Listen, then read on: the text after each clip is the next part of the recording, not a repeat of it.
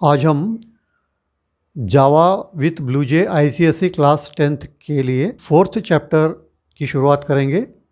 इसका नाम है स्ट्रिंग हैंडलिंग। इसके प्रीवियस क्लासेस में आपने स्ट्रिंग्स के बारे में पढ़ा होगा। String is a class in Java class library.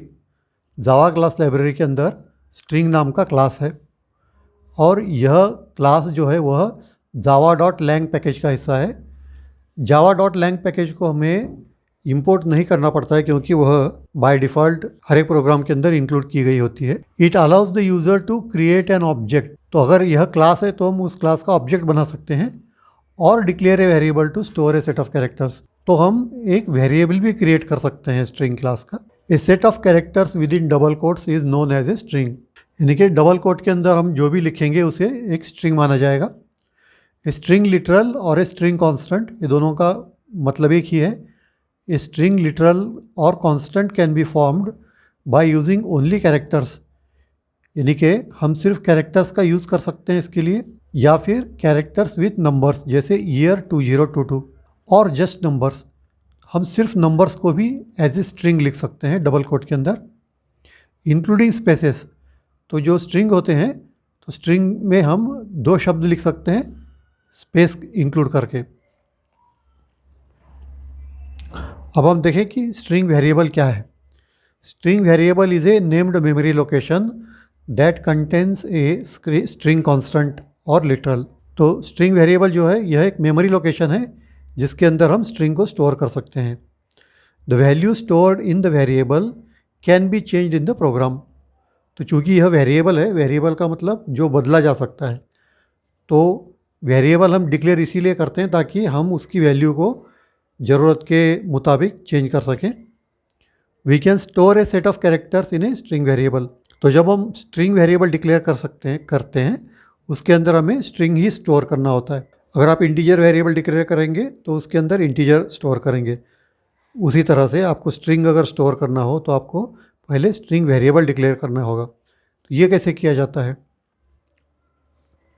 String topic is equal to in double quotes Java with BlueJ.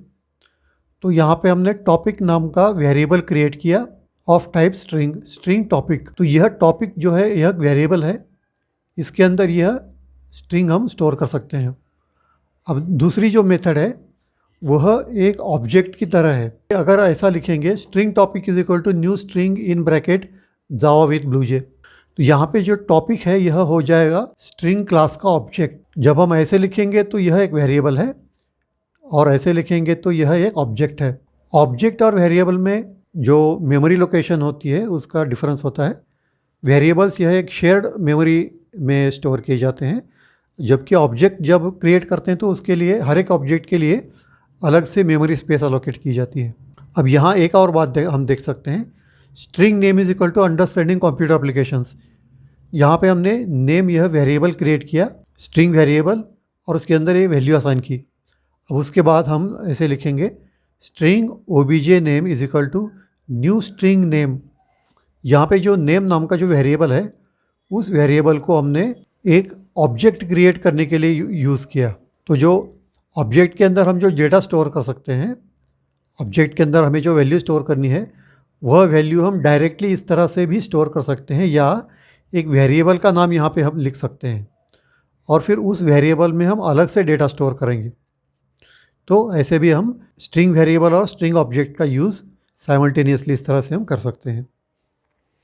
तो इस तरह से हम आने वाले वीडियोज़ में स्ट्रिंग मैनिपुलेशन या स्ट्रिंग हैंडलिंग के बारे में और जानकारी लेंगे।